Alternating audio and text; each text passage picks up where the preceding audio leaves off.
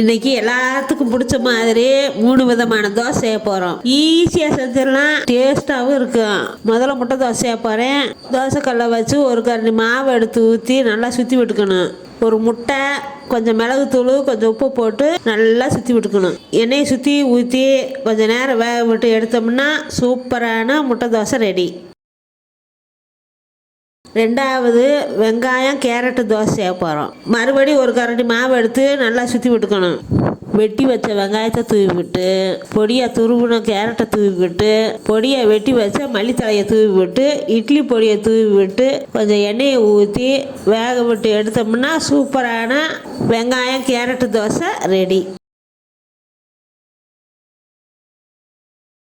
மூணாவதா கார தோசை செய்ய போகிறோம். காஞ்ச மிளகாய் 2, சின்ன வெங்காயம், பூண்டு 2, தக்காளி, தேவையான அளவு உப்பு போட்டு அரைச்சிக்கணும். மறுபடியும் 2 கரண்டி மாவு எடுத்து ஊற்றி அரைச்சி வச்சிருக்கிற மசாலாவை மேலே ஊற்றிக்கணும். ஊற்றி நல்லா தேய்ச்சி விட்டுக்கணும். மசாலா தடவி விட்டு மல்லித்தலையை தூவி வேக வச்சு எடுத்தோம்னா சூப்பரான கார தோசை ரெடி. 3 தோசை ரெடி ஆயிடுச்சு.